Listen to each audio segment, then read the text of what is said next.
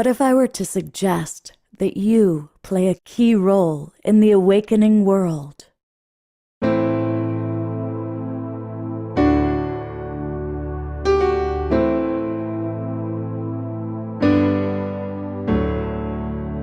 that you are watching this because you have heard the call.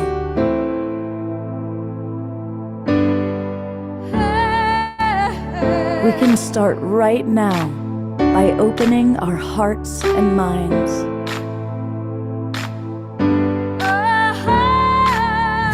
Welcome to the awakening world.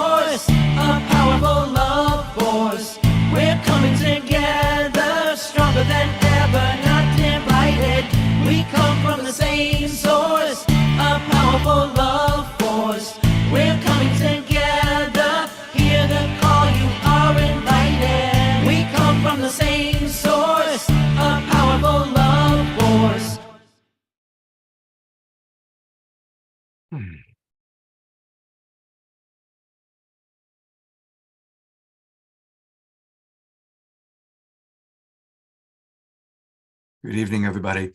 Thank you so much for joining us tonight. And also a big greeting to any of you who are watching the recording of this really important edition. You know, we've done over 500 shows of Global Peace Tribe since the start of the pandemic. But every now and then there's a show that I want everybody to watch. And this is one of those shows.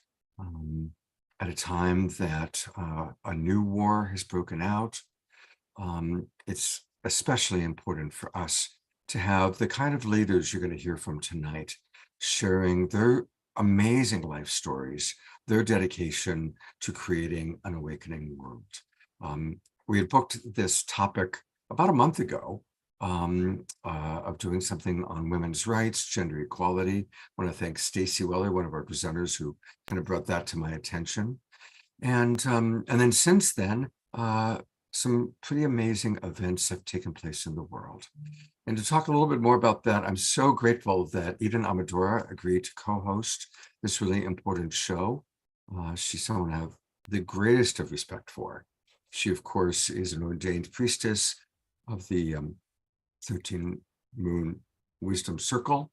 And she's been on this show many times, and I've gotten to know her personally. She's an amazing, amazing soul. Very humble, very loving, and very dedicated to an awakening world. So I'm going to turn it over to you, to Eden, to share a little bit about your perspective about tonight's topic and what's going on in the world and why we're addressing this. Thank you so much, Scott. It's such a pleasure and an honor to be here with you all.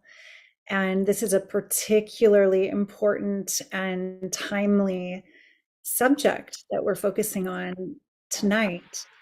I think it's amazing, Scott, like you said, that you had this show planned. And then just this week, Scott reached out to me and he sent me an article and he said, "Did you know that a woman just won the Nobel Peace Prize? And not just any woman, a woman in one of the most oppressed places in the world, where those systems of control of the feminine and the darkness and ignorance around gender equality still needs a lot of veil lifting, that a woman was awarded the Nobel Peace Prize who has fought tirelessly for gender equality."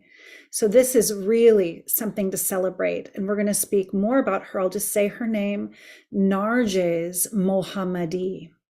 And I'm going to go deeper into the subject later because it's so important. And we're going to share a very special guest with you who grew up in post-revolutionary Iran. She grew up right after the revolution that really oppressed the feminine.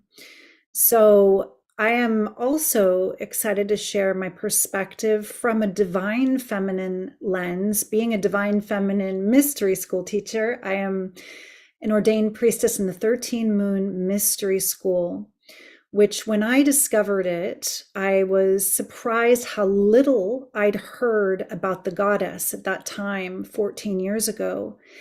And for me, like many of you, 14, 15 years ago, the goddess was something we heard about in yoga classes. Oh, that's something from India, right? No, the goddess is alive and afoot. She's always been with us, equal to the divine masculine. There's just been a great sleep and forgetting, veils that have been over us, spells that have been cast upon us of forgetting and illusion. So my heart lit a flame in the last 14 years with this passionate mission of lifting those veils to bring both masculine and feminine into balance within, in the sacred union in the heart, and then to see that in the world and to be a part of this great awakening where that is a huge part of it. For the goddess is all about unity consciousness, unity that honors dazzling diversity, multiplicity. That's life. So I'm excited to be here to celebrate the feminine and the masculine in harmony and balance. Thank you so much for having me, Scott. Thank you, Eden. And for those of you who might not know, we always start our shows right off the bat with music. One of the things about our shows that are kind of unique is that we interweave dynamic presenters like you're going to hear tonight with music. But I wanted to briefly let you know who's going to be joining us. A dear friend of mine, she was originally born in Pakistan. She's also an activist who has an amazing life story. Sasha Hurain is with us. And this is Mana, who Eden talked a little bit about, originally born in Iran, and also an amazing story.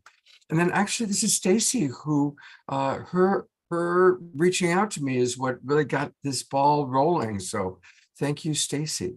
And we look forward to hearing from all of you. Tonight's going to be a longer show. I imagine we'll go for about 2 hours total. But to get the ball rolling, let's get ready, put on your dancing shoes. Here is our beloved house musical artist, Elmer Sharp.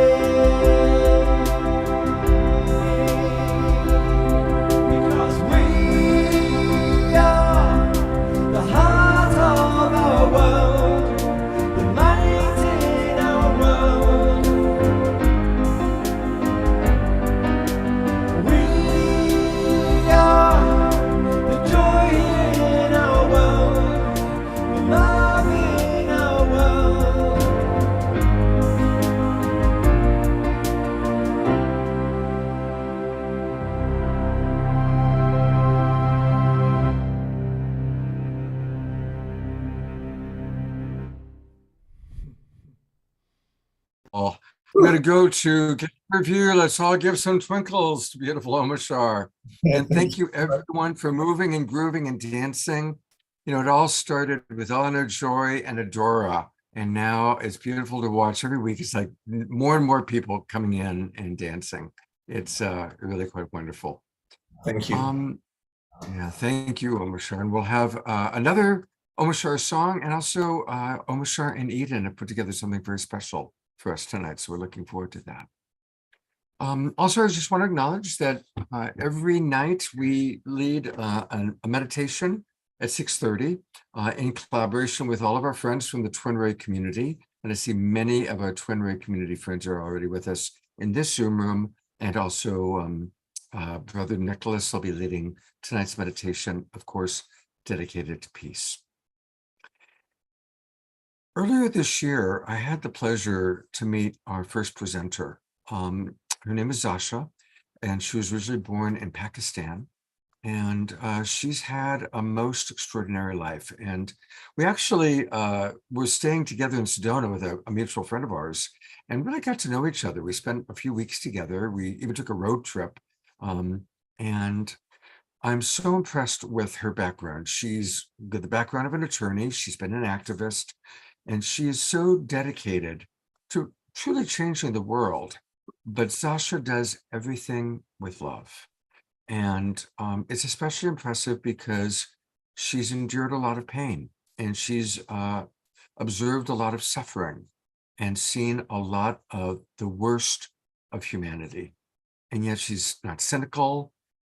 She keeps her heart open. And so, Zasha, thank you for joining us tonight. And I'd love to just have you share with our audience some of your opening thoughts about tonight's topic.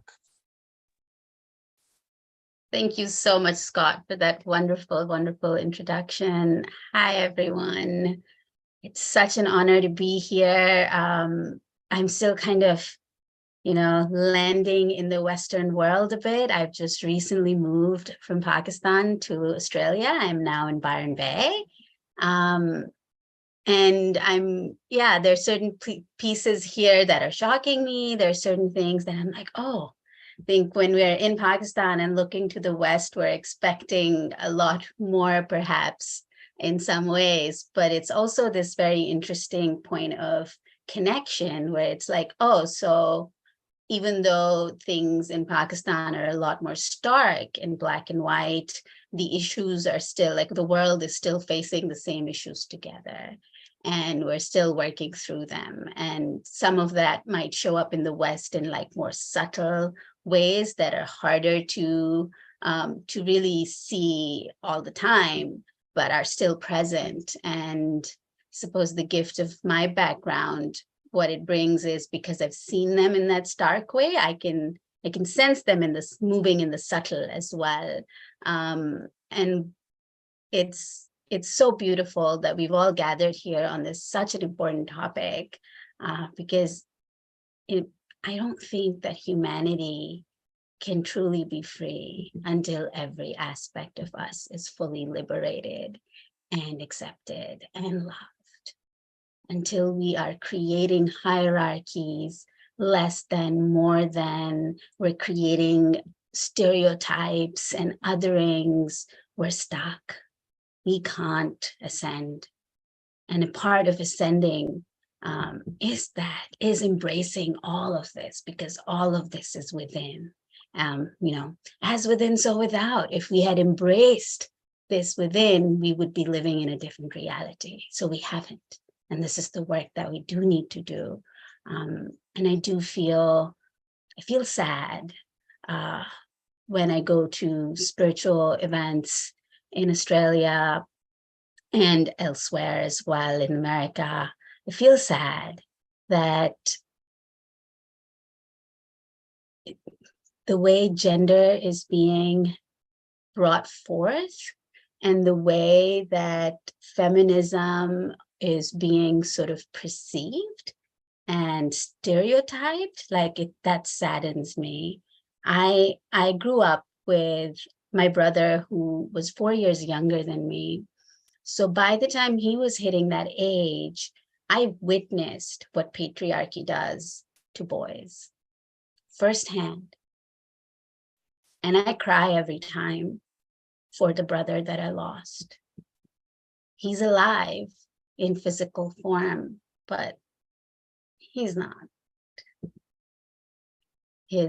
So much of him has been killed in the way that he was raised, and that breaks my heart. And so much of me was attempted, at least, to be killed. And I had the gift of seeing through it. I had the gift of inquiry and question at a very young age. So I resisted, and I paid the price of that resistance, and sustained a lot of damage from it, but I didn't let all of me die through it. It's held on to my light. And that's the message I want to bring. I want to say, you know, this is about all of us. You can't have men who are liberated without women who are liberated. It's like, it's not possible. We've not seen that. In very strict patriarchies, do you think men are free? No, they're not. They're not free. They're just as shackled. In fact, they're forced to do things that they hate themselves for all the time. How do you think they feel when they murder their own daughters or sisters? Because they must, if they want to save face in society. And then everybody celebrates them for it. But part of them dies with that too. I think, and same thing with over-sexualizing. You know, I've counseled so many men that have such deep regret over having date raped someone or abused, molested, sexualized someone, and then they woke up enough to realize the horror of what they've done. And you're absolutely right. We're going to hear much more from Zasha. I'm so grateful you're here. And I'm going to turn it over to Eden to introduce our next guest, who, again, we're really happy to have with us. Take it away, Eden. Thank you, Scott. Our next guest, Mana Shams, is actually a very, very close friend of mine, a dear friend and soul sister. Welcome, Mana. And Mana is also, she has come through so much to be where she is, not only free and fully expressed in a place that she can be in her shining, but she has gone through so much suppression and suffering, having been born in Iran in a time where she has shared with me even wearing colors was forbidden, where for her to do her art or express herself out in the world was dangerous, where she had to be accompanied everywhere by a brother or an older sister, where women were not safe on the streets. And just a little bit more about Mana. I think Scott's going to drop her bio in that. Born right after the revolution, her spirit suffered witnessing the unfairness of what the government was teaching, which I call the spell casting, the conditioning that starts when children are young. And Mana, I know you and I have talked about this heroine's journey you've taken from suffering not only at the hands of family members who did mistreat you, violate you in that culture, but even the feminine that is so deeply suppressed begins to entrain their daughters into that belief system, perhaps to protect them, or also because of just such deeply ingrained belief systems. So I know you've come so far. I'd love you to share a little bit more and celebrate where you are now. I know you liberated yourself not only from the oppression of the country, the government, the oppressive nature of even family members, but that you freed yourself from a marriage that was within that mentality of suppression of the feminine as well, and probably saved your life. Thank you so much, Eden. It's such a beautiful and honor to be here, and I can feel everybody's love and the heart, and it's very humbling. And thank you so much for inviting me. Um, it's been years since I moved from Iran, 11 years, and I feel like I have come out of the concept of time and space, because the 30 years of my life, that most of it was in Iran, with the freedom that I have now, I feel like I've been time and space. In 7 years, I lived so free, and the rich and the quality of my life has been so big that the other 30 years already faded, but still I honor that part of myself, because that was a stepping stone for me to be here. I remember um, I am I was born right after a revolution, which they call our revolution the burnt revolution. We were burnt because as soon as the revolution happened, they separated women and men, and the country from very liberal turned into secular in a way, and they stopped the information to come through.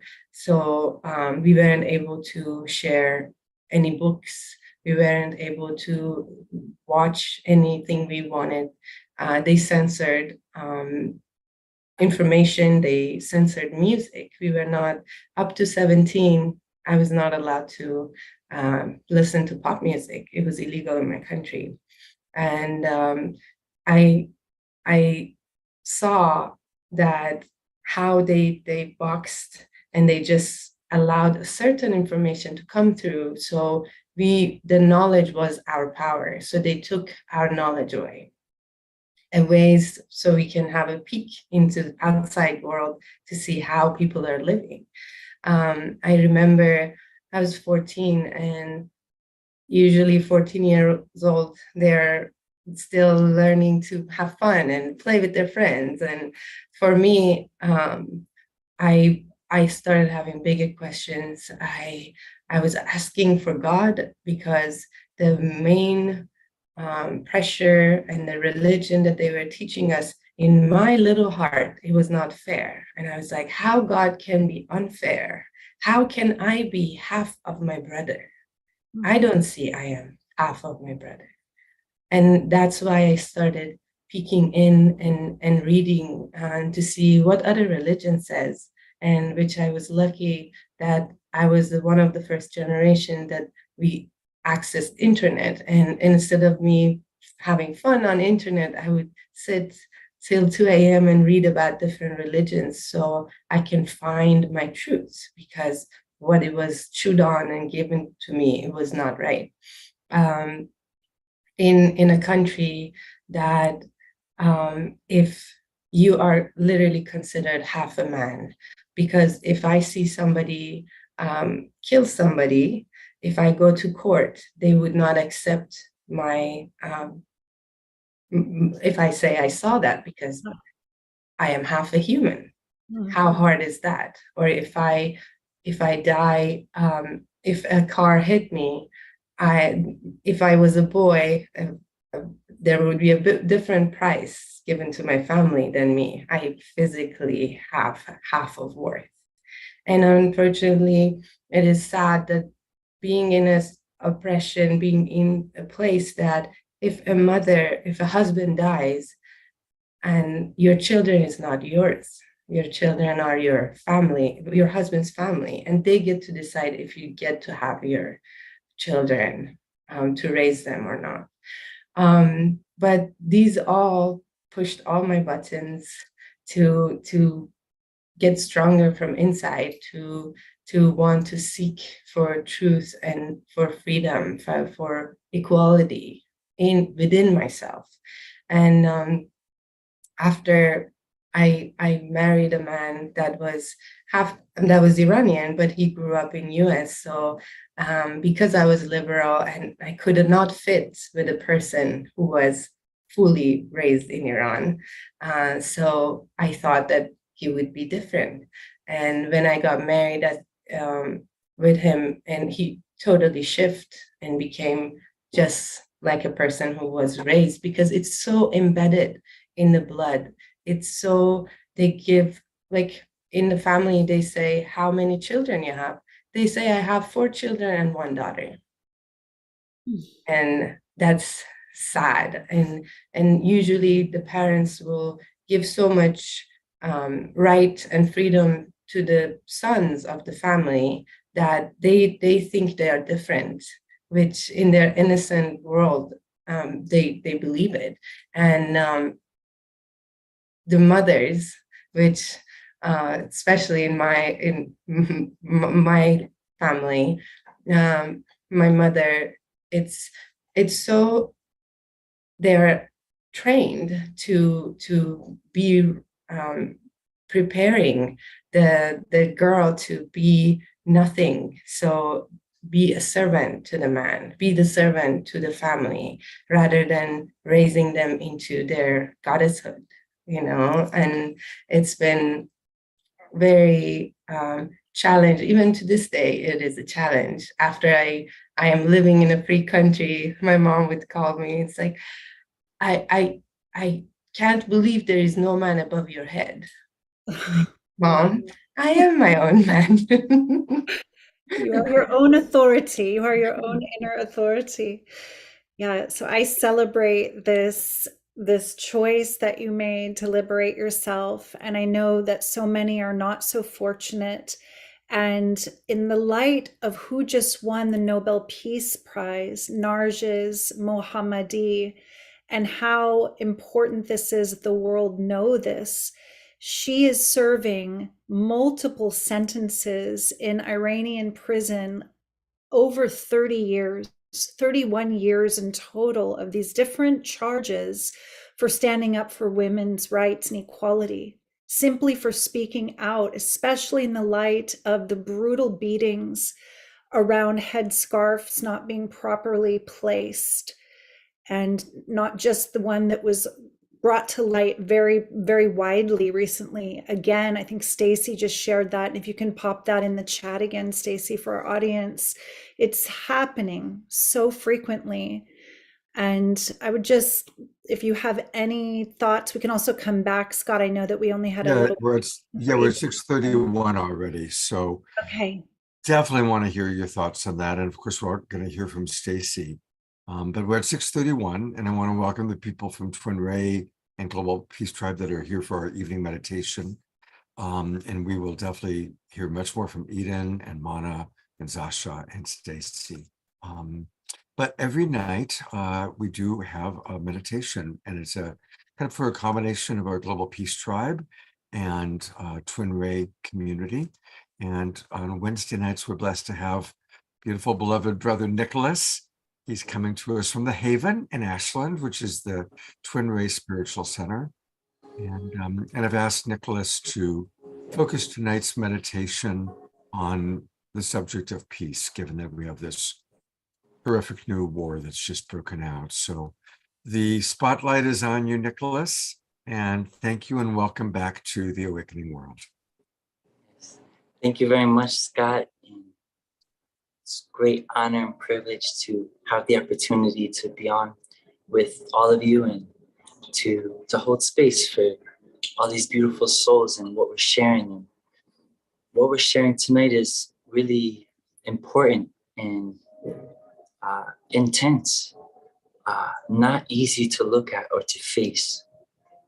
And one could maybe sit and laugh and think from going to the conversation that we've been speaking of and how important and significant that is, and then going to meditate and be like, that is, what good is that? It's a little silly. It's a little woo-woo. I choose to say otherwise. And I think we agree, and why we meet together in this space is because through love, we'll we find a way. That love can only be found first and foremost within, as we've been speaking into, starting within, in that battleground within. And that is the art of meditation.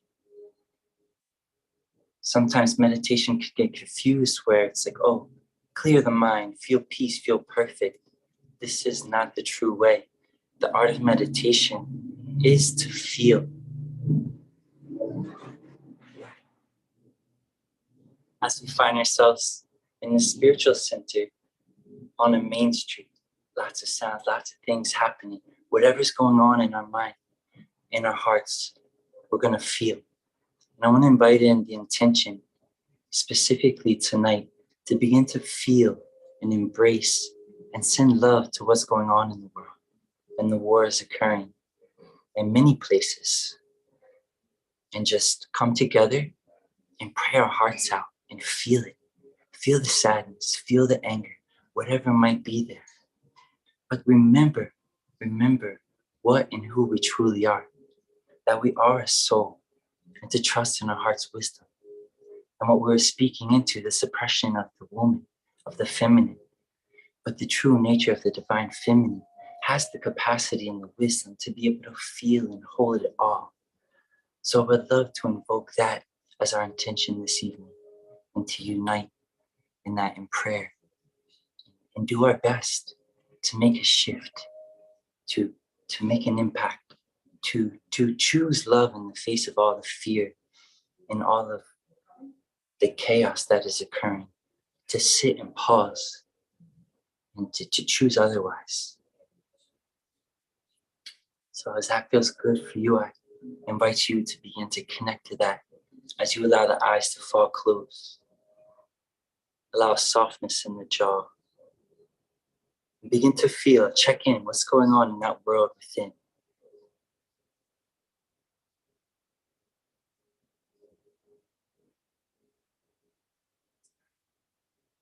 To deepen that awareness, we'll begin to rub the palms.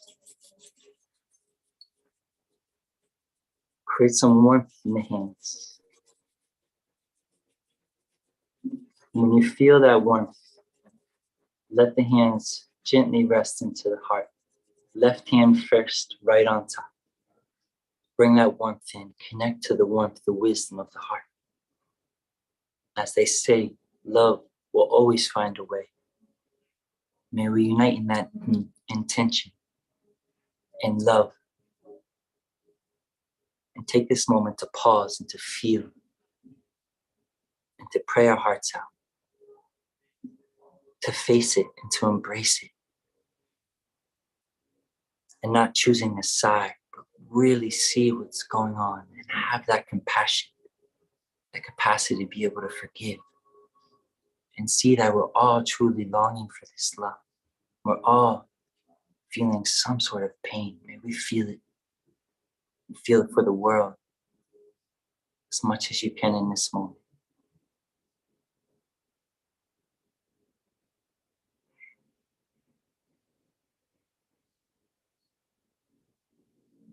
As we take this pause, let the breath be deep.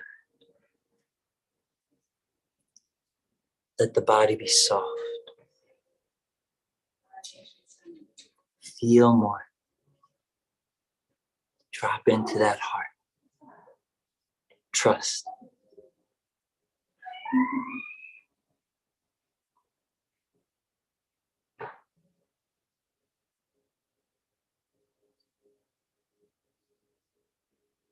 Bowing, giving thanks to the grace, to the wisdom of the divine feminine, the divine mother.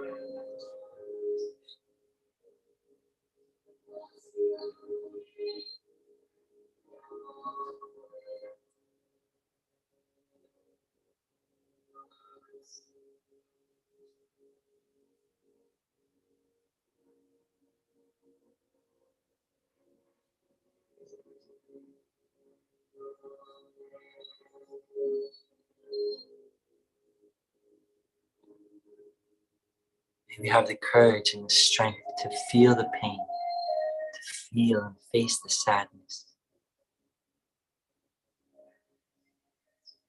and no longer react,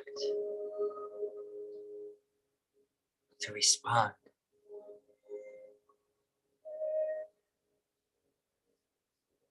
We all choose to respond with love in this moment now, together as one.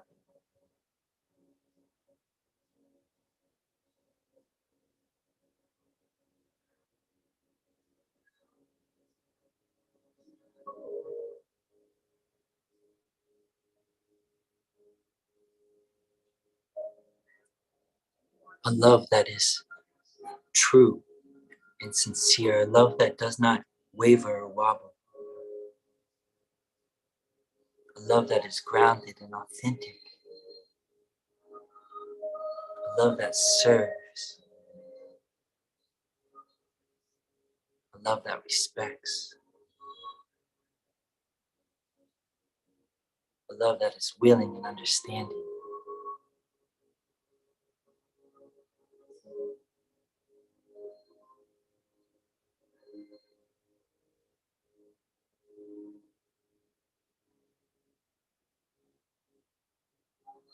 A love that knows no boundaries, no races, no colors, just sees the truth that is eternal.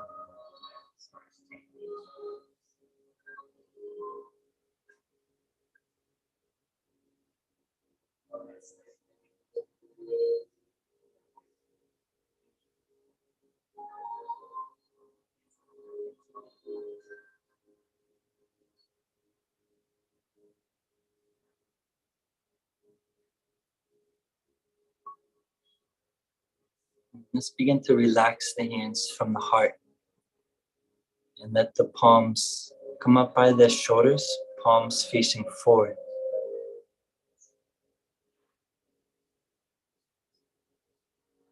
And let's send out this love, making a prayer for peace, for unity. In your own way, make a prayer.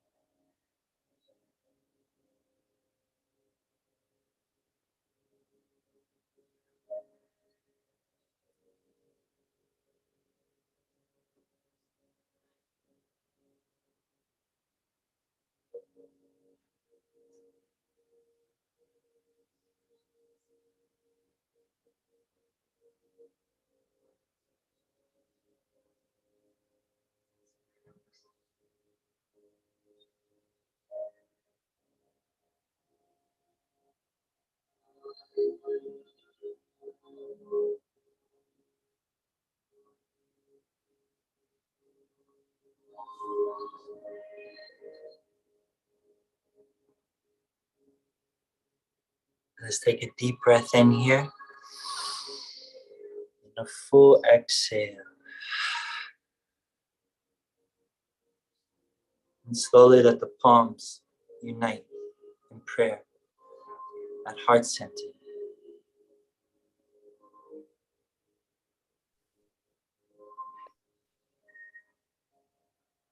And to seal up this meditation, may we make the prayer within ourselves to always remember to listen, to turn within, heal, and to respond with love. And never doubt the power of love, the power of your heart's wisdom.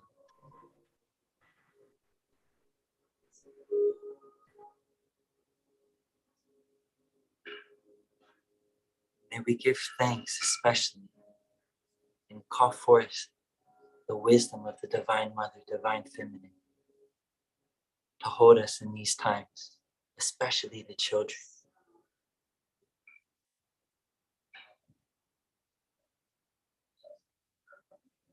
And one final deep breath in. And a final sigh.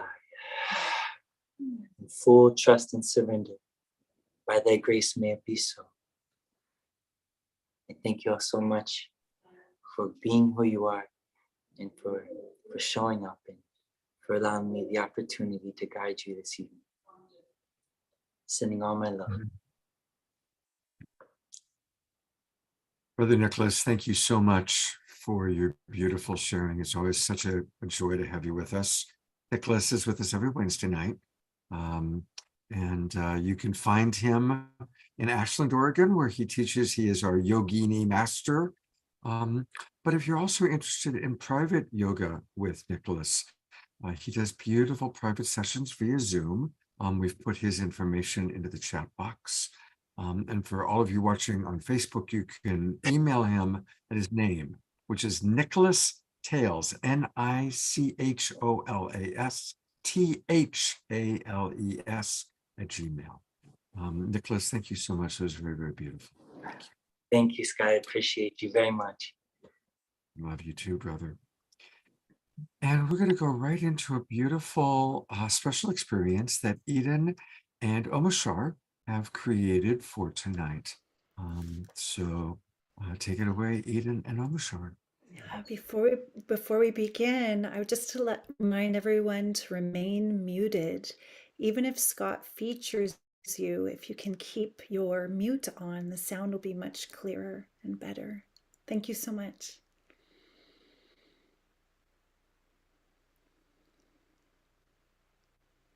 Omashar, you want to give me the first chord so I know what key we're in? Thank you, love.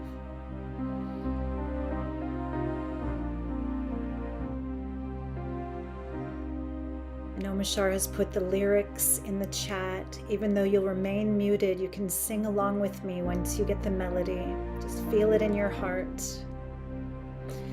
Deep peace of the running wave to you. Deep peace of the quiet earth.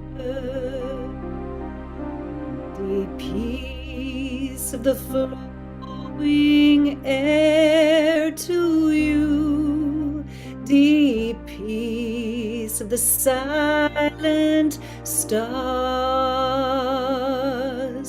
May peace, may peace, may peace fill your soul. Let peace, let peace, let peace make us whole. The peace of the running waves to you. Deep peace of the quiet earth. Deep peace of the flowing air to you. Deep peace of the silent stars. May peace, may peace, may peace fill your soul. Let peace, let peace, let peace make us whole. Deep peace of the running waves to you. Deep peace of the quiet earth. Deep peace of the flowing air to you. Deep peace of the silent stars. us. May peace, may peace, may peace fill your soul. Let peace, let peace, let peace make you whole.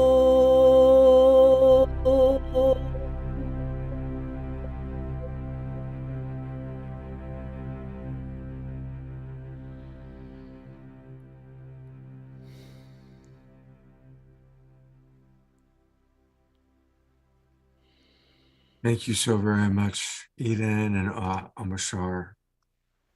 And just take a moment of silence and, in your own unique way, visualize peace.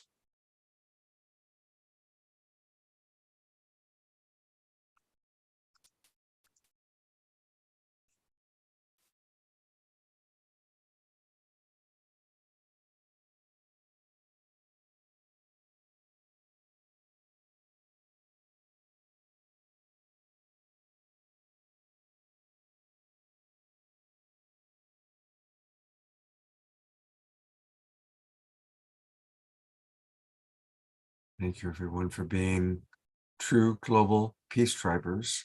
Everyone watching and everybody watching on Facebook and the Conscious Awakening Network and on Alan Steinfeld's YouTube channel. You know, we live in a planet of polarity. For every action, there is an equal and opposite reaction. So just know that as we read about the horrors of what's going on in Gaza, what's going on in Ukraine, we are that opposite reaction. We are the peacekeepers. That's who we are. It's my honor to introduce our next presenter. And as I mentioned at the beginning of the show, she's actually who kind of initiated the vision for tonight. And this is Stacy Sri Weller. And many know her as the mother of modern Shaktiism. She is the actual founder of Shakti Tribe, an empowered community of feminist leaders. And she's all about gender equality and ERA education.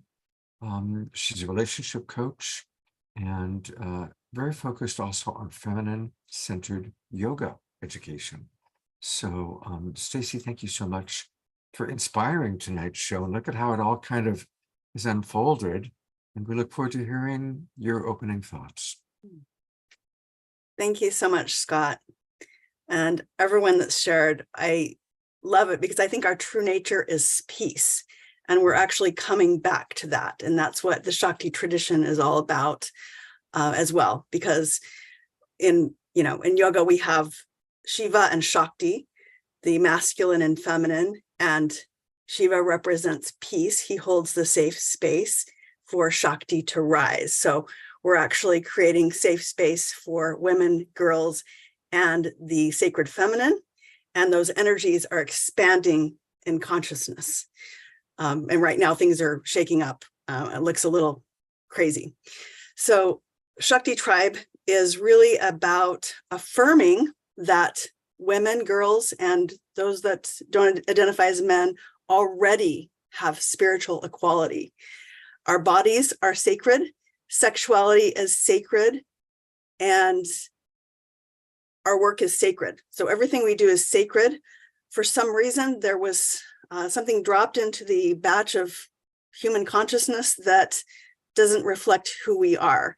And that's thousands of years old. So I don't think there's really anybody to blame for that. But the important thing is that where we are now. And I wanted to share something. I'm also going to share something in the chat.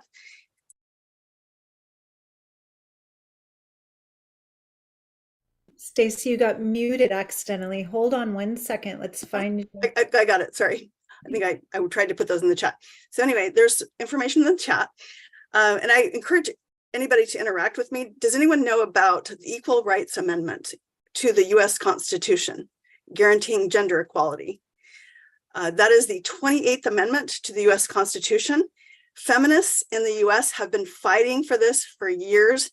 And finally, in January of 2020, 38 states and both houses of Congress ratified the amendment. And what that means is it's basically part of our Constitution.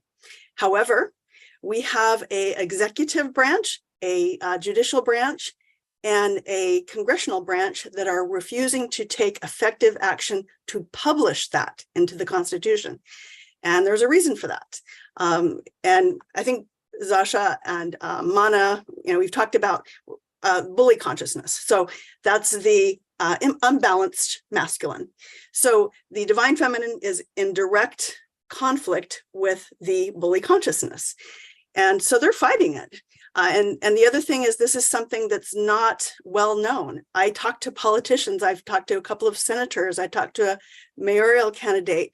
None of them know about the status of the Equal Rights Amendment, which is part of the Constitution. And basically what it says, and what this is what feminism is about, is men are equal to women, or more specifically, if we're talking about Tantra, the feminine energy is equal to the masculine energy. And together we can do amazing, magical things. And our true nature is to be creators. So that's where we're going. And when things seem to be falling apart, many of my teachers have told me they're actually falling together. So we're seeing a lot of shifting going on. And I wanted to also let you all know that, back in 1776, pretty much from 1776 to 1920, women in our country were considered property. So we didn't go anywhere without men. We were basically had slave status. A lot of people weren't educated. Women were not educated. We had a group of people that came together in 1848 at a convention. Women were absolutely terrified to go. Men spoke for them, but basically 100 people just wrote down a document that says, we think that men and women should be equal. And that's really what started it. And the most powerful, amazing feminists, I'm going to say Susan B. Anthony and Elizabeth Stanton, if they wouldn't have come along, I don't know where we'd be. But they're the ones that really got the ball rolling. Elizabeth Stanton wrote a book, The Woman's Bible. So, and the Bible basically, the Woman's Bible basically said there's nothing in any religious doctrine that says women are should be subjugated to men. And it was just a way to control and manipulate and abuse women. So, and then fast forward to 1920, we actually passed the 18th Amendment to keep drunk men basically from beating up women. So that's part of US history, which is a lot of people don't know about. So it's important to realize that, in our country, even like 1976, women couldn't open a checking account or a credit card on their own often. My sister had this issue. She was a college graduate. She had a degree, and she had a job. She was a teacher. She couldn't get a credit card in her name. So it's very relatively recent. We've been subjugated. And to reflect some of what's been said tonight in our world, and I borrowed this from the Minister of Equality of Spain, we've actually normalized violence against women. And I'll take that even further. It's violence against women has become entertainment and sex education in the United States of America. And the Dalai Lama, actually, meanwhile, he says that Western women will save the world. So I think it's really important that we raise awareness about the Equal Rights Amendment that's already, we basically consider it law. The state of Hawaii considers it to be law. There's several several of our lawmakers that do as well. And I believe that raising awareness outside of politics is really important, because people like you are the ones that are going to make the difference. And you know what? Susan B. Anthony didn't have the internet. We do. She didn't have social media. We do. So it's really important to raise awareness because women are here to lead with compassion, wisdom, and most of all, love into a whole new world based in peace. And the Peace Warriors, I believe that your tribe is, we're cousins. We're all one family, humanity. And my tribe is known as the Shambhala warriors, and that means place of peace. So we're creating it, and I think it's important to hold that vision, that we're creating that together. So thank you. I'm going to bring all of our presenters on. Thank you very much, Stacey, for that beautiful opening thought. Thank you, each of you, for your opening thoughts. And the first question, and probably something I'd like for each of you to respond to, what's one action that you would each like to suggest our audience can take? What's one action or one change of thinking that you would like to request of our audience? And we can go in popcorn style, whoever wants to go first. Well, I would like to invite that for everyone in our audience listening all over, that honoring feelings is a really important step in our global awakening.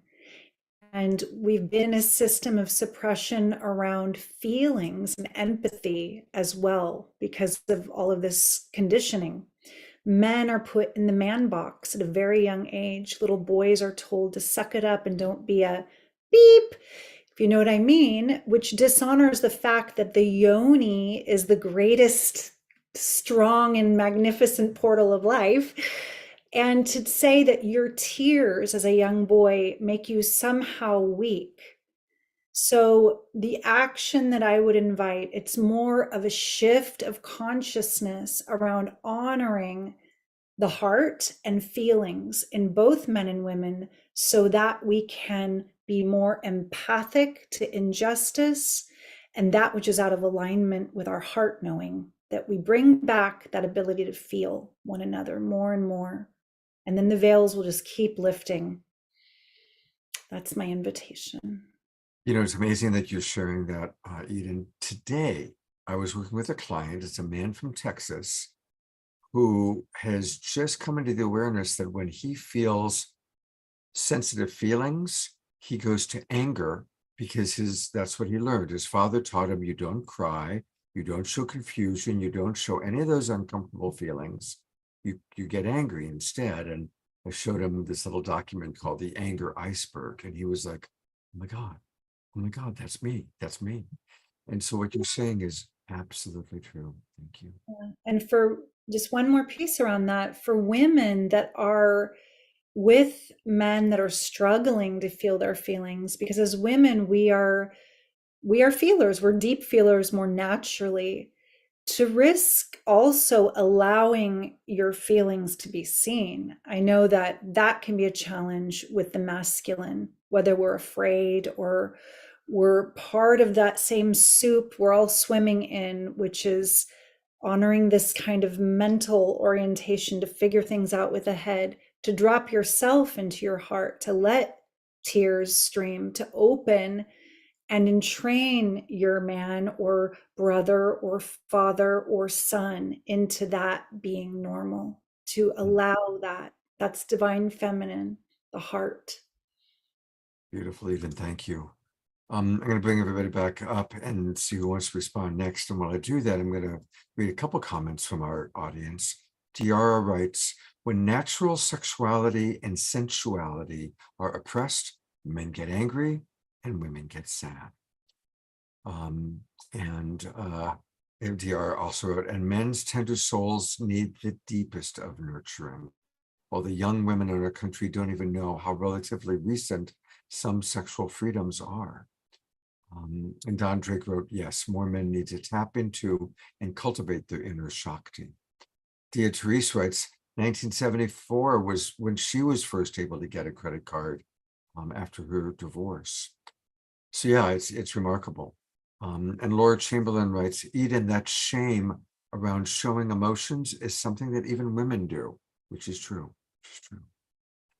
Love to hear from Mana, Zasha, and Stacey. What are your thoughts as far as a shift in consciousness or an action we can take?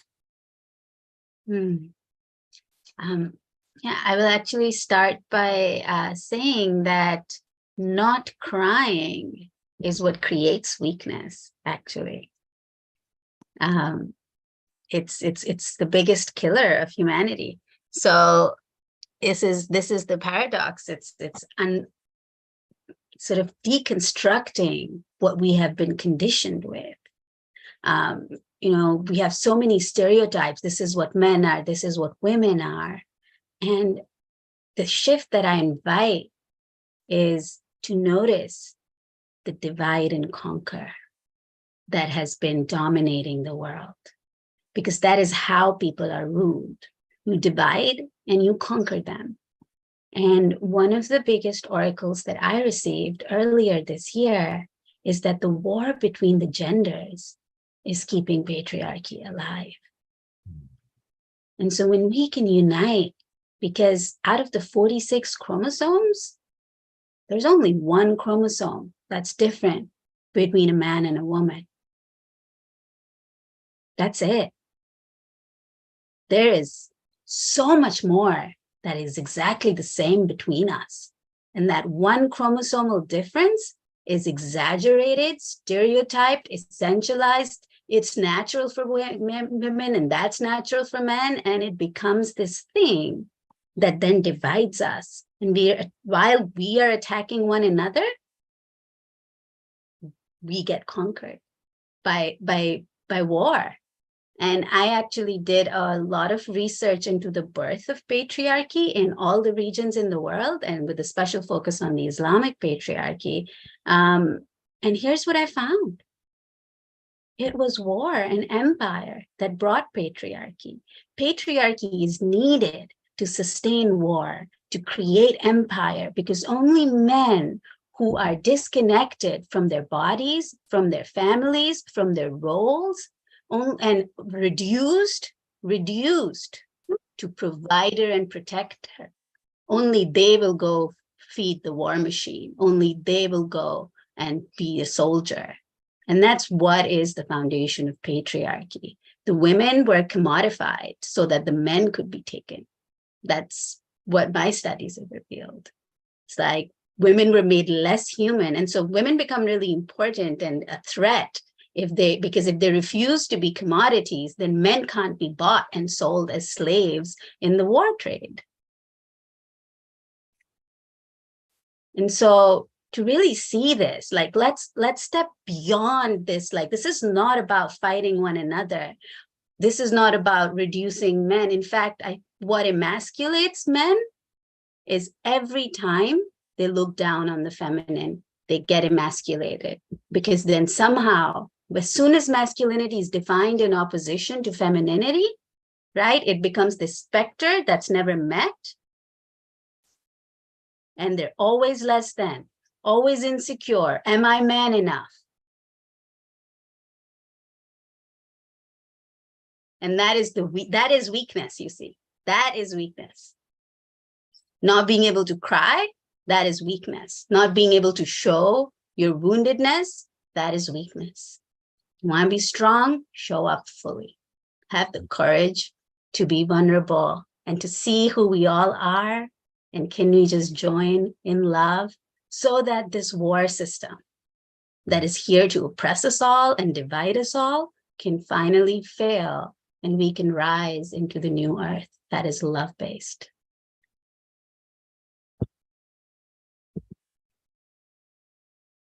Thank you, Zasha.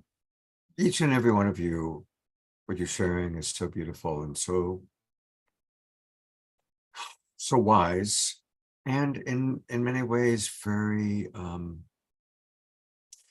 shocking that we still, as humanity, are still so primitive in some ways.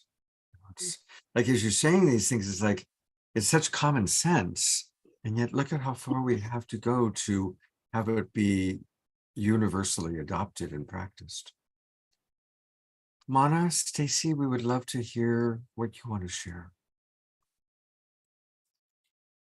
Well, I feel the most important thing is to connect with our mother, this big planet that we live on. And I think we have been disconnected from the gravitational force of Earth, which brings us in the same rhythm with the Earth. And our as the masculine, the father sky meets the earth, the mother, that within connection of both, we are who we are. It's that they've never been separated. This whole creation is created by these two energies dancing together. So there is not that one is more and one is less. I think connecting back to nature, slowing down, bringing our rhythm, our mental race that as a patriarchy is on and constantly their projection in the future. And because of the future is what it's causing a lot of blockages of living fully in the now. Now is infinity. As we drop in the now and the presence with our body, we naturally, the state of peace is there. The peace is the most natural thing for being. It's the nature, it's the trees, it's the flowers. But if you bring out the past and the future, and we open up ourselves to fully live in presence and cherishing each other, that's where peace comes from, the fountain of our being. And Thank you. Beautiful.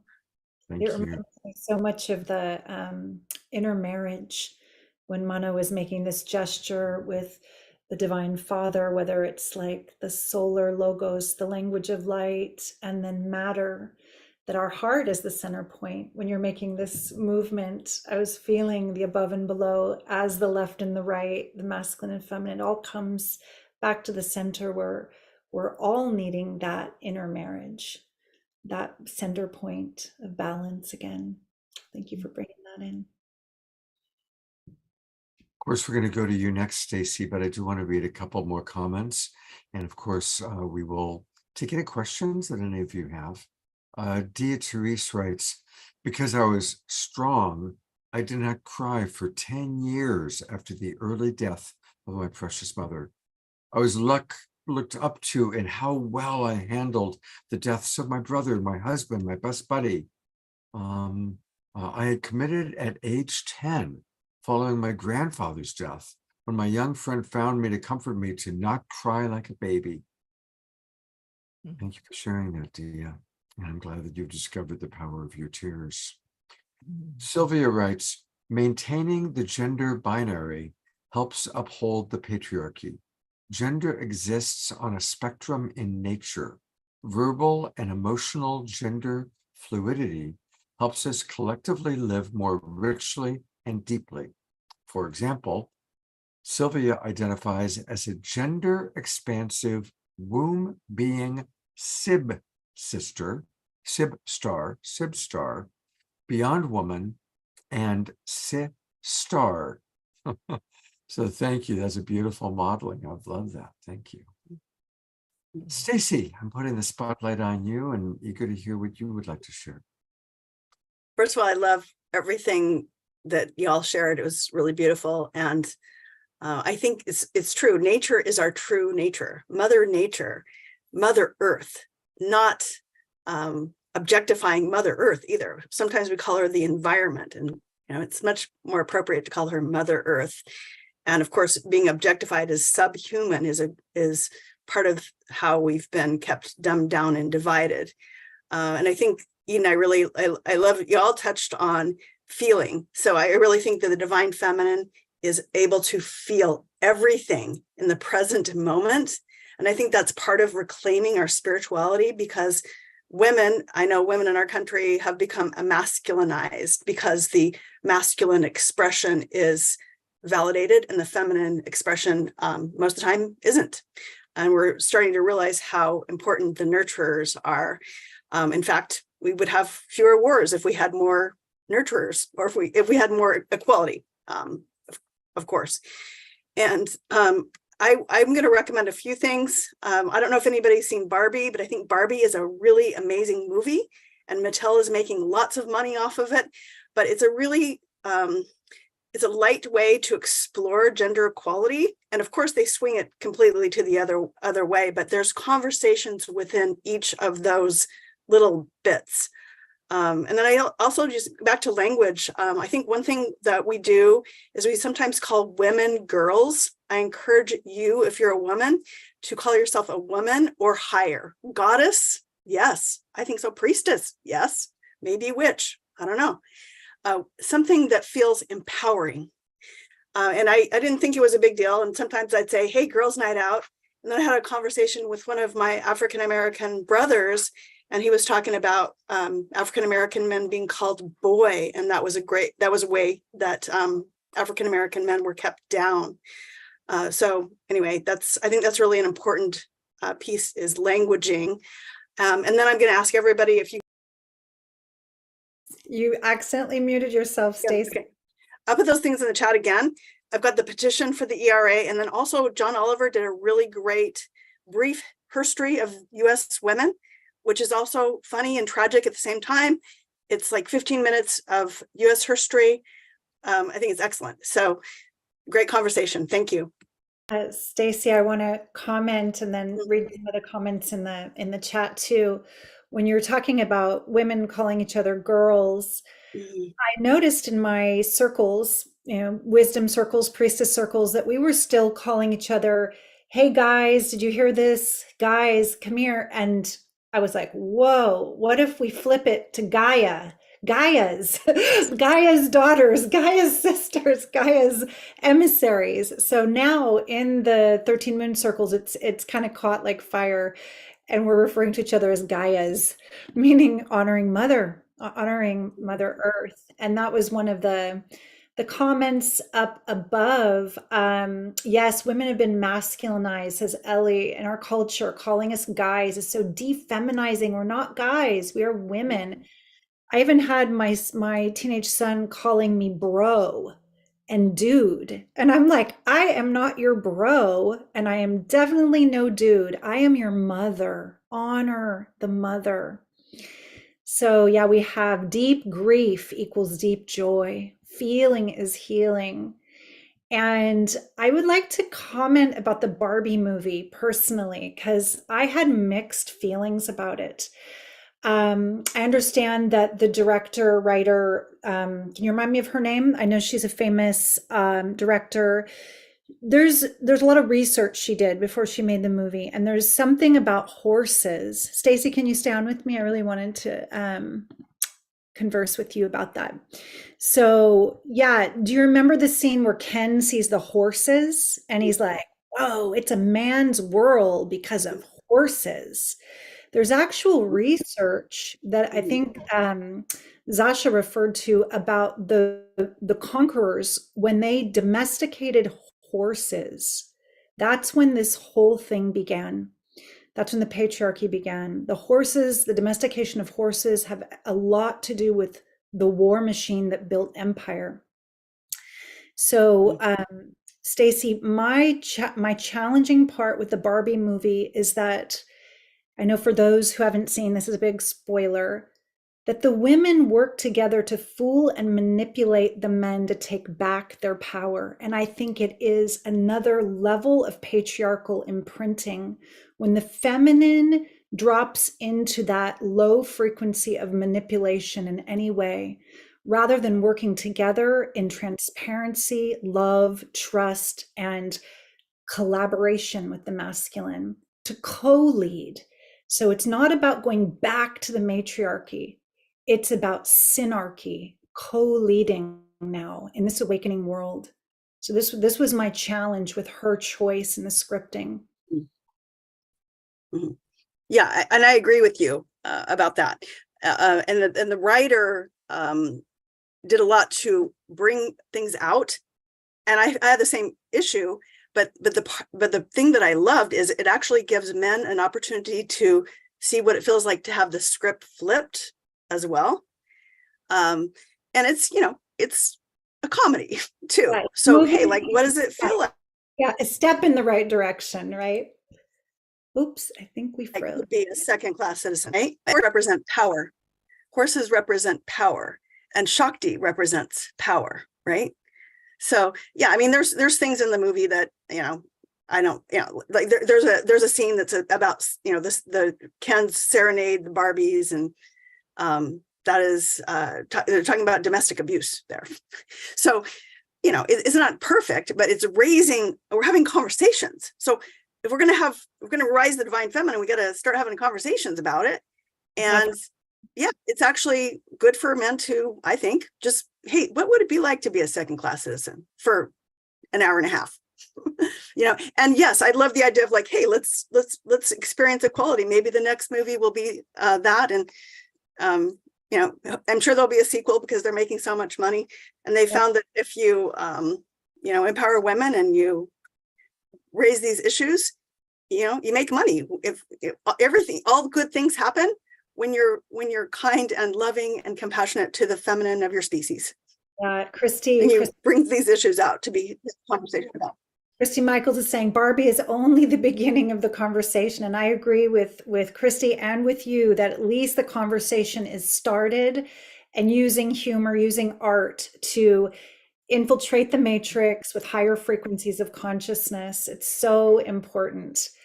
Yes. When you said horses are power and Shakti is power, I've been contemplating the suppression of the snake and the dragon throughout religious patriarchal history, Abrahamic religions as well, because Shakti is Kundalini energy. It's the rising of our own evolutionary life force and our enlightenment. So I don't know if I'm freezing. You were freezing a little bit. Could you hear me, Stacey? Yes. Yeah. Yes. Yeah. Shakti is what's waking us all up right now. I really think we're bringing in some higher frequencies, and the power is not seen right now. It's part of the feminine. It's not seen, but it's coming in. She's coming in, right? She's here. I think that the vibration of Gaia herself is rising, and as her children, our vibration's rising as well. We can't escape it, right? Beautiful. Our consciousness is rising. Thank you so much. Yes, I could see Mana. Thank you. Yes. I would, you saw our opening video, and we say we're here to inform and we're here to inspire. And so I have a question for each of you. What's something that you are observing or have seen that is inspirational? And especially, Zasha, maybe something you could share about what leads to hope or inspiration in what you've seen happening in your worldview, maybe even in Pakistan, likewise for you, Mana. Because it's extraordinary having women that are from very different parts of the world, and we've heard about some of the really hard stuff, but what are some things that give you hope or that provide inspiration? And Zasha, maybe we'll start with you if that's okay. Sure. Yeah.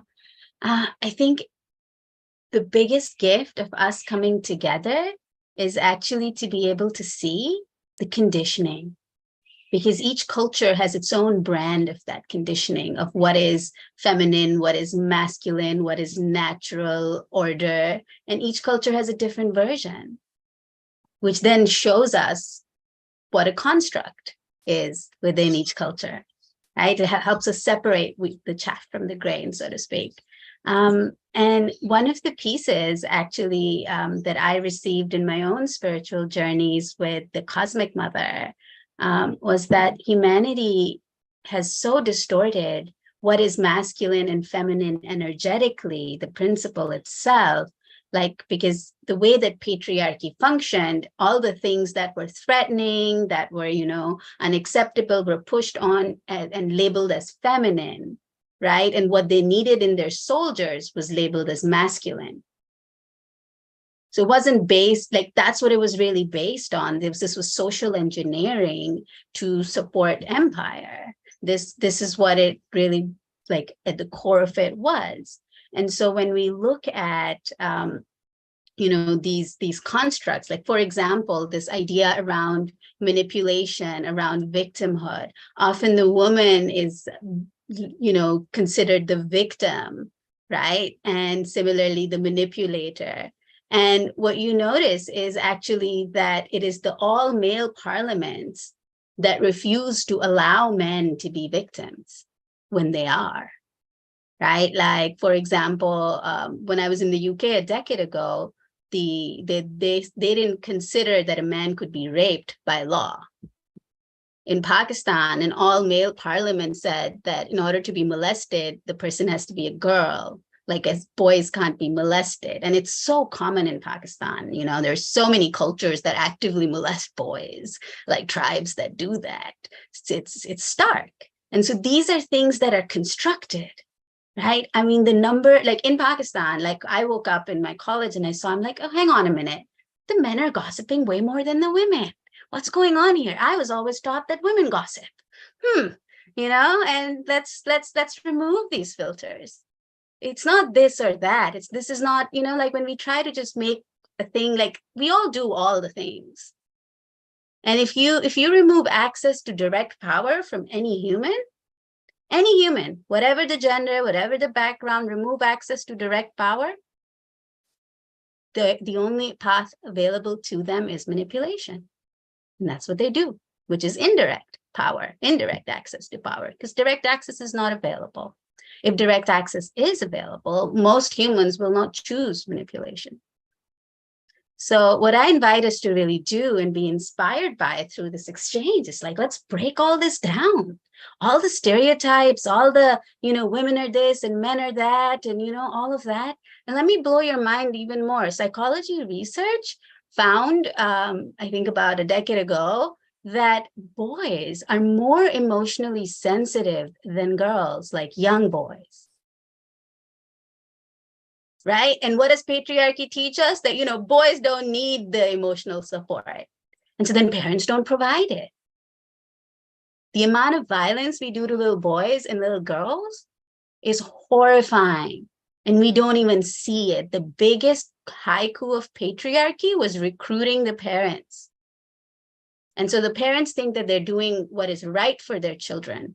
And they're the ones who are then traumatized, which is why I became a trauma specialist, actually, because trauma is how patriarchy functions. It traumatizes us into oppressor and victims. So yeah, that's my inspiration point. Let's break all this down together. Thank you so much. Thank you. Well, it's time to go back to Mana. And Mana, I'd love to just know how it was for you seeing that the Nobel Peace Prize was awarded to, and I'll let you pronounce her name because I don't want to mess it up. Was this someone that you had followed, was inspired by? What was your relationship to her before and now having won the Nobel Peace Prize? Nargis Mohammadi is her Thank you. name. Thank you. And I myself wasn't very familiar with Nargis Mohammadi, but unfortunately in my country, things are upside down, and the thieves and the villains are running free, and our jails are full of writers and artists and filmmakers that speak the truth. And she's among one of them. And she also, as much as I heard about her, and she got in jail for speaking and trying to protect the woman and being a human rights activist. And then she goes into the jail, and there she sees and witnesses that there is rape. The women are being raped in the jail, and she speaks about that. And also they extend her sentence because she again spoke. So that is unfortunate to hear her story, but her story is the story of so many artists and so many open-minded people that they're trying to make a difference in, especially my country. Mana, I heard that she hasn't seen her own children in like 5 to 7 years, something like this, because her husband, who's also an outspoken activist who was jailed himself for equality rights activism, is now living in France with the children.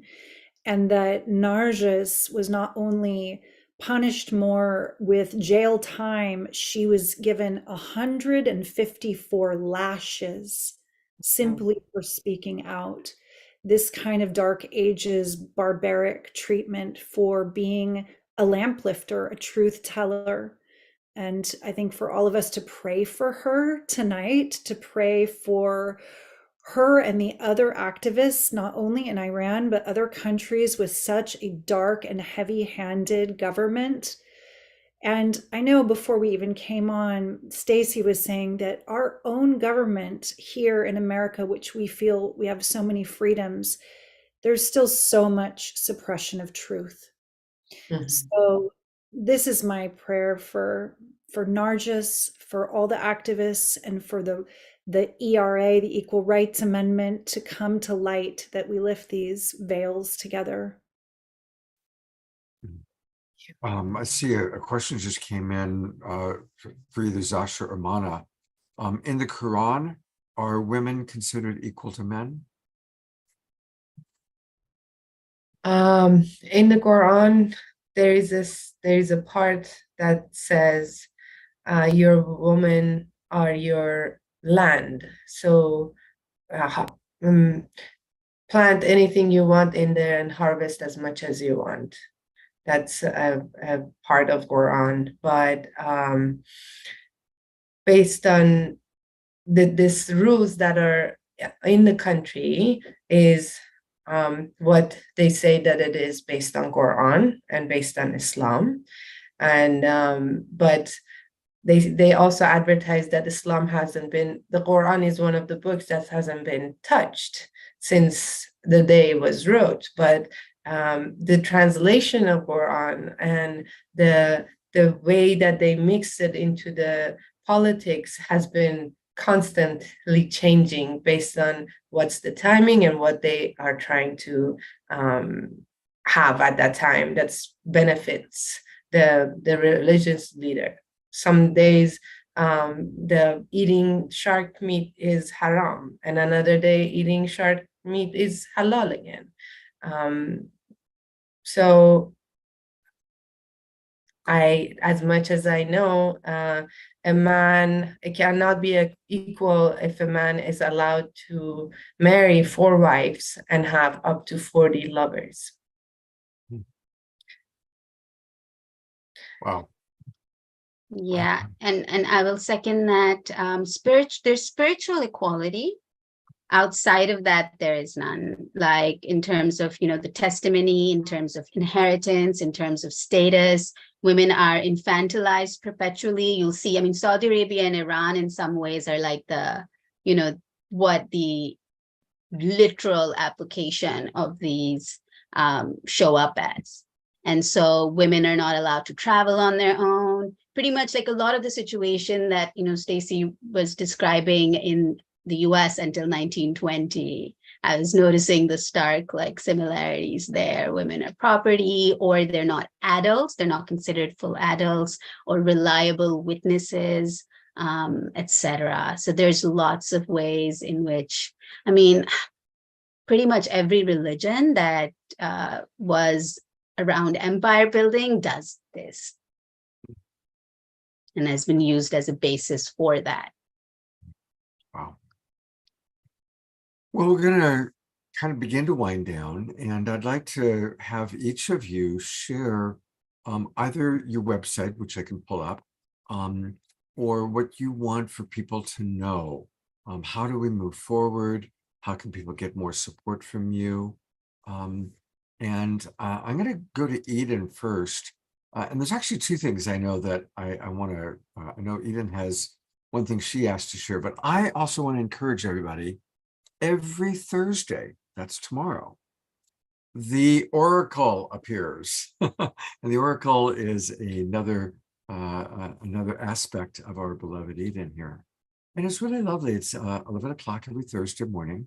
I've tuned in a couple times, and she takes questions, and and I notice a lot of global peace tribers. Some of the people that are here in this room come. So Absolutely. it's a wonderful way for us to continue to connect and to receive wonderful wisdom from Eden. So we'll put into the chat box how to connect. It's free of charge every Thursday morning at 11 a.m. So anything else you want to add about the Oracle offering? And then Yeah, we'll talk about it.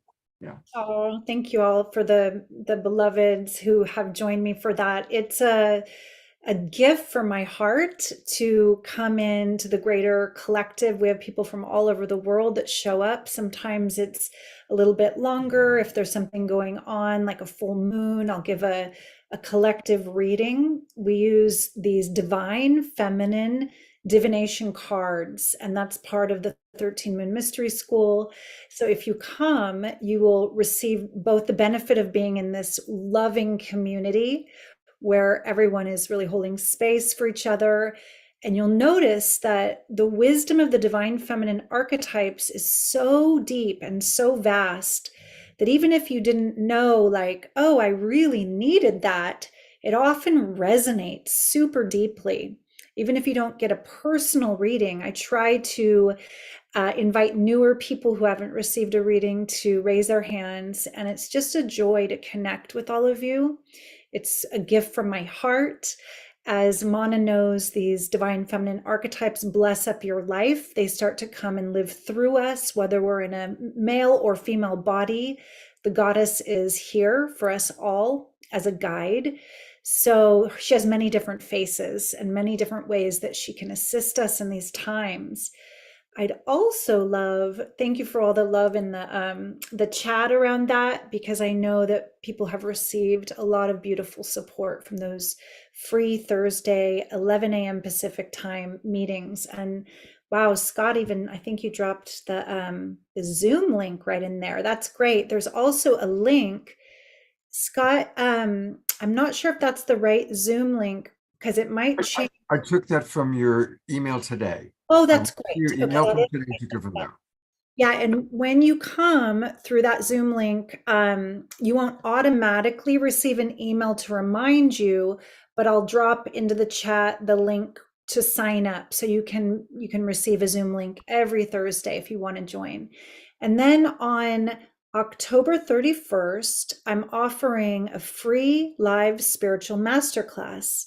And this is a little bit deeper. We're going to be talking about, just like Mana shared and Stacy shared, how important it is to live in harmony with the cycles of Earth, with Mother Earth, with nature, and with these larger processions of sun and earth and the turning of the wheel. These are like acupuncture points of potency for prayer on the planet. We know the 31st of October as just this kind of silly commercial holiday where kids dress up and they eat tons of sugar and then they get sick. We're going to lift the veil on that patriarchal spell and bring back the original, very beautiful celebration of Samhain. Samhain is when the veils are thin. Samhain is more connected to our ancestors. It's more connected to the spirit realms and the true nature of this time of year that we move towards the darkness of winter with the light in our heart held really brightly. So come to that free live spiritual masterclass. We're going to do a beautiful guided journey. You'll be held, you can share, you'll learn about ancestral wisdom, ancient elemental magic, and ways to connect to the feminine that will really touch your heart. So I'd love to see you there. You can, Scott's showing the page. I think he's dropped the link in the chat. You can drop your info in and receive a Zoom link for that as well. I'd love to see you there. And for those watching on Facebook, since you can't go into the Zoom room, you go to her website, Eden Amadora, that's her name, EdenAmadora.com, and then /live spiritual masterclass. Or if you just go to EdenAmadora.com and click on events, you'll be able to find it that way. Yeah, there's free live offerings on my site, and you can sign up for all of them. You are very, very generous, Eden. I really I so appreciate your generosity. It's awesome. Joy, such a joy for me. Thank you so much. Stacy, I'm going to go to you next. What would you like to ask our viewers to do, and where would you like for them to go?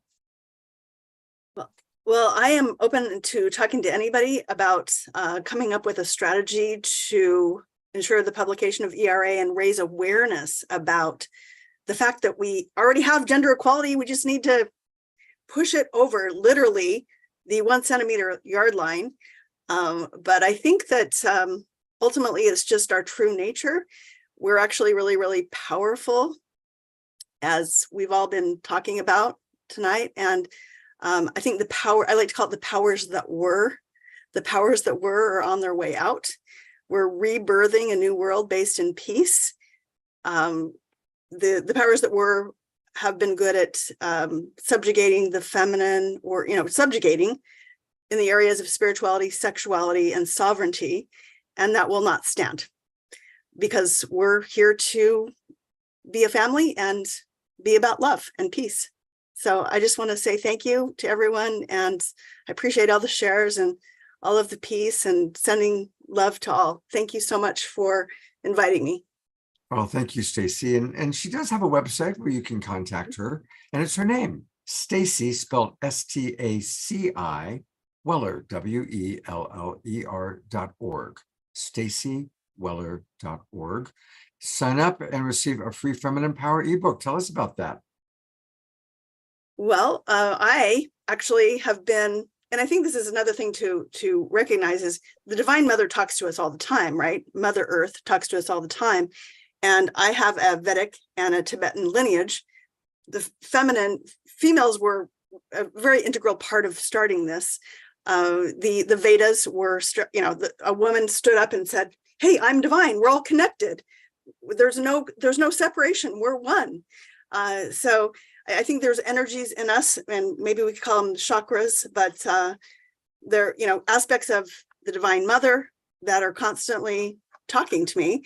And I think Eden talks about this as well, that part of ourself, the divine feminine part of ourselves, is our wisdom, and we should pay attention to it. So that's part of my magic, and part of my medicine is I educate people about the Mahavidyas and the Shaktis, which I associate with chakras in the body. And I also teach meditation, and I'm a relationship coach. So yeah, that's what I'm up to. And we're good. Just also imagine peace on earth. Just like visualize it, right? Instead of focusing on the fear, because that's an illusion. And so what's made by a lower level of consciousness will be, can be switched by a higher level of consciousness. A higher level of consciousness will not continue to be ruled over by a lower level of consciousness. It's not possible. So Love that. I love what you're saying. We're transmuting those lower frequencies together. And as you're speaking about rising out of the imprinting of fear, I just wanted to share one last little tool for everyone. The letters of the word fear. We've seen this sometimes before as an acronym. Instead of that imprinted fight and flight, where it's forget everything and run. When we're afraid, we freeze, fawn, or fight or flight, right? So we're shifting that, as Stacy said, into feel everything and rise. Like Zasha said, together we rise. Together we rise. Well, that's a perfect opportunity for us to bring Zasha back on. And I've had Zasha on the show before talking about a really beautiful organization that she is really kind of the key person making it happen. And it's the World Empowerment Trust. And I'm going to, again, put it into the chat box where you can find it. It grew out of ISTA. And Zasha, tell us about WET, that's the acronym for World Empowerment Trust, and how we can support you in your efforts. Thank you so much, Scott. Feeling the sadness of coming to the closing of this was such a beautiful, beautiful conversation, and So grateful for everyone here. WET is, it's a passion project of mine. It's I'm hoping it can be that catalyst. The idea is, like, there is no rising unless it's rising together. And a lot of the times the focus has been the West. And the thing is that the West can only go so far without the rest. Yeah, and we need to have more global efforts in these areas. And when I found spirituality, modern spirituality, I was shocked, because in Pakistan, you don't have any of that. And I could feel in my being that these transmissions, these upgrades, if they reach places like Pakistan, the kind of shifts they will generate. And so we've had so many from, Iran, Afghanistan, Pakistan, Syria. We've had Africans, we've got people from Latin America, who then sort of come through WET. Currently, we are only funding for ISTA trainings, and we would love for other schools to also work with us. We offer basically a pure volunteer-run setup where we are mentors, coaches, space holders. And what we do is it's a labor of love where people apply for funding, we mentor them. And if they reach that place where they're showing up, where they can show up for their communities back home, they pitch us a project proposal, which we support them every step of the way for. And then they go to those trainings and come back home and then set up a community empowerment project based on, which is basically, the idea is to seed these upgrades into those lands. This is like an activism 2.0 of sorts, and we'll be building like a global network of love warriors. That's what we call ourselves, love warriors, across the world, supporting one another as we rise together.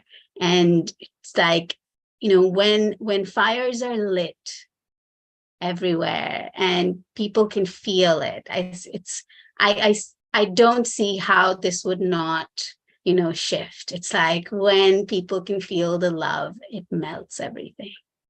And so that's the hope, that's the desire. So all the schools who offer such trainings, which they feel they can dedicate a percentage of their revenue to supporting people from the developing world, attend, please do contact us. And all those people who feel like supporting us and donating to us, also please do that. We are always short on funds, and we have such amazing, amazing beings that apply, that it's heartbreaking to not be able to support them. We are a zero cost operation, so every penny that you donate goes exactly to the people. And we don't even have a professional Zoom account. We have zero costs. So every single penny will go exactly where you want it to. Thank you so much, Sasha, for the wonderful work that you're doing. I just have so much admiration for you. It's always good to see you. Thank you. Thank you. And finally, Mana. We heard more about her story, but Mana is a bioenergetic medical medium, intuitive counselor, and embodiment temple keeper. She has over a decade of experience working with naturopaths and alternative medical doctors. And what's amazing is that yesterday I went to Jaizen Labs and I saw her and I thought, she looks familiar. We kind of looked at each other, not knowing that it was her.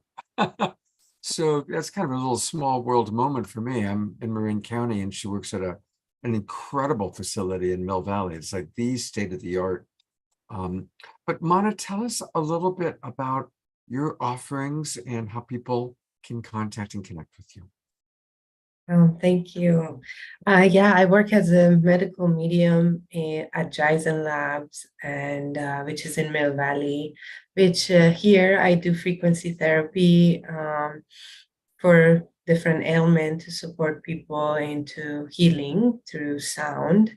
And also I teach people how to use their connect to earth through grounding, and teach them energetic management, how to tend to their energy field and be full of themselves, so that they come into balance from within and without. And I also offer Kundalini body work and intuitive healing sessions and shamanic keys, which I listen and hold space for people, and their spirit gives me symbols, and I just tell or draw the symbols for the person, and their energy balances, and holding a mirror, and also in any way that I can support, I'll guide people into more embodiment. And raising into their own ecstasy. And as Rumi says, our job is not to seek for love, but merely to remove anything against love within ourselves. So I support people to become empty, so they can receive their own soul, their own spirit grounded into this plane. So beautiful, Mana. I'm just going to say the name of Mana's site so people who are listening on the other channels will know. She can be reached at spiritarts.life@gmail.com, and you can email her directly at spiritarts.life. Oh no, excuse me, that was the email. You can go to her site, www.spiritarts.life. And Mana, can you work remotely through Zoom or phone with people? Yes, she's nodding her head. For sure. I have experienced Mana's healing arts and incredible wisdom. And I feel very blessed to live nearby because I also have experienced her Kundalini body work, and it's amazing. So for the local friends in Northern California, don't hesitate to visit Mana. Beautiful. Well, one last time, taking a look at all of our presenters, what a powerful show.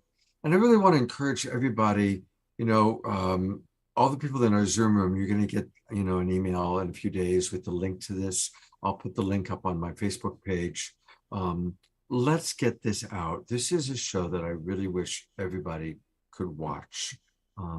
So let's share it with our friends. I'll put the Facebook version is already available. So I'll put the link to the Facebook version right now into the chat box. And then we'll have the YouTube link ready by tomorrow. And thank you, Mana, Stacy, Zasha, beloved Eden. And as always, we conclude with Omashar providing us with a closing song. May I add one little thing right before? I just want to, thank you. I just want to urge everyone, please support the ERA. This is so important for the world as well as the US, right? It's important for women the world over because US is looked at for these things. Like in Pakistan, it affects us in Pakistan even when America is not able to do something accept something so basic that we have legal equality. Back in Pakistan, it becomes, see, even they don't do it. So, we're right. It becomes that. So this is for the world just as much. Please spread this far and wide and make this happen. We would love America to be back in the leading position on women's rights, which it lost a while ago, unfortunately. Thank you for that wonderful reminder. And I know Stacey's especially happy that you did that. Thank you so much. Yeah, we have a lot of work to do, everybody. We have a lot of work to do. And let's do it with joy. And let's do it with love, which is why we always have lots of music, including our beloved house musical artist, Omashar.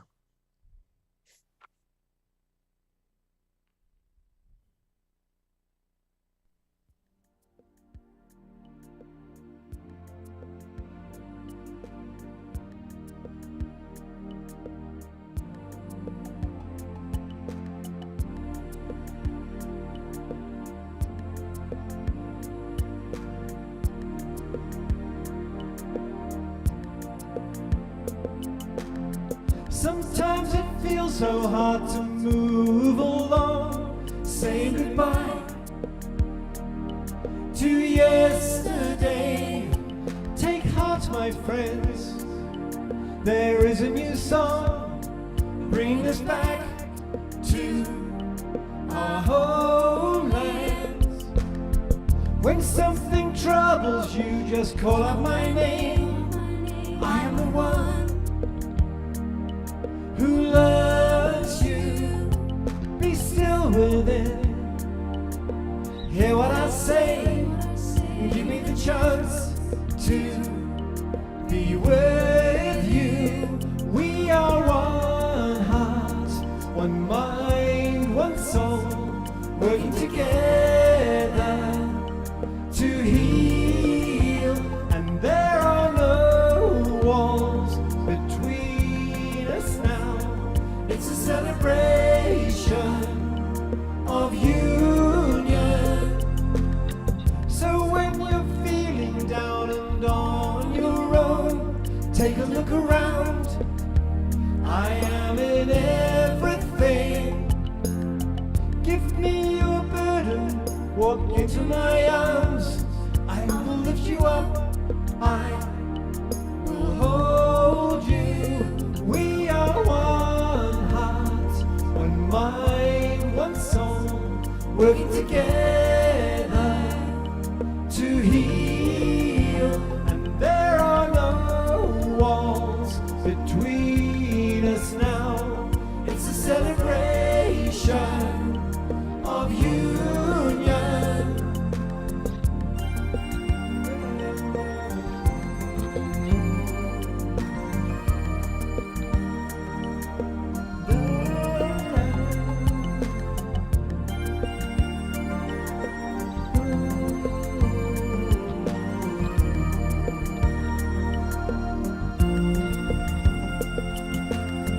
We are the ones who hear the new voice calling us home to freedom.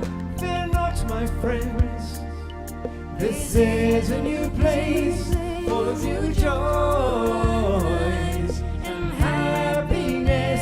Yes, we are one heart, one mind, one soul, working together to heal. And there are no walls between us now. It's a celebration of union.